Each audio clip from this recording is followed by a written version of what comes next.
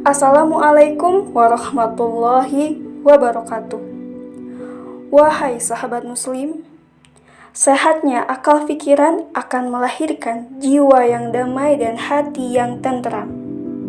Sehatnya akal pikiran dengan kita selalu berpikir positif kepada Allah Subhanahu wa Ta'ala, yakin hanya dengan mengingatnya menjadi solusi dari setiap permasalahan atau ujian yang menimpa diri kita. Jiwa kita merasa damai, hati kita merasa tenteram, karena kita tahu Allah Subhanahu wa Ta'ala selalu memantau kita, melindungi kita di setiap waktu dimanapun kita berada. Dan kita percaya Allah Subhanahu wa Ta'ala selalu mengampuni setiap khilaf yang kita perbuat. La tahzan, innallaha ma'ana.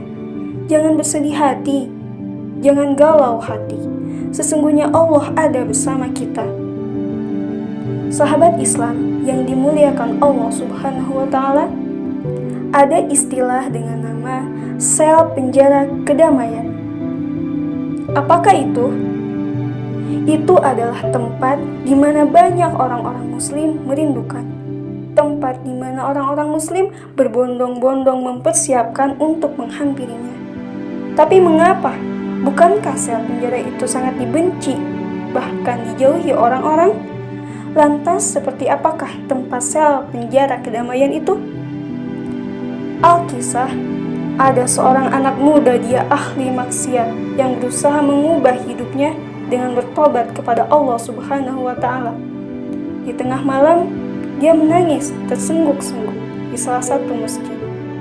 Ada seorang ustadz yang terheran dengan anak muda itu, lalu dihampirinya.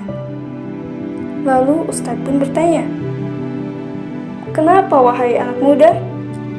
Anak muda itu pun menjawab, "Saya merasa sedih, harus terbebas bagaikan dari tempat sel penjara kedamaian ini, Ustadz."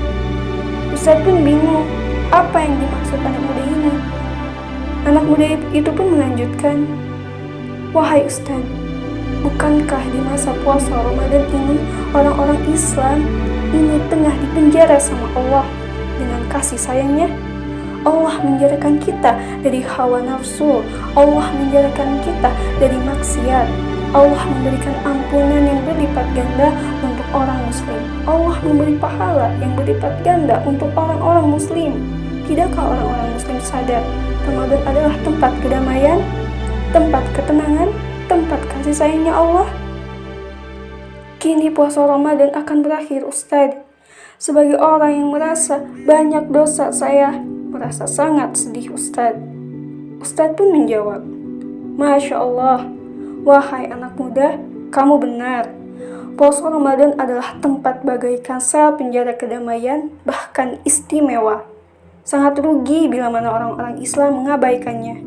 Tapi wahai anak muda, kita memang seharusnya senang terpenjarakan oleh kasih sayangnya Allah. Hati kita akan merasa damai, tenteram karena taat kepadanya." Wahai sahabat Islam, dari kisah tersebut, kita faham apa yang dimaksud sel penjara kedamaian itu, yakni puasa Ramadan penuh selama 30 hari. Kita terpenjara dari hawa nafsu, terpenjara dari maksiat, terpenjara atas kasih sayangnya Allah Subhanahu wa Ta'ala.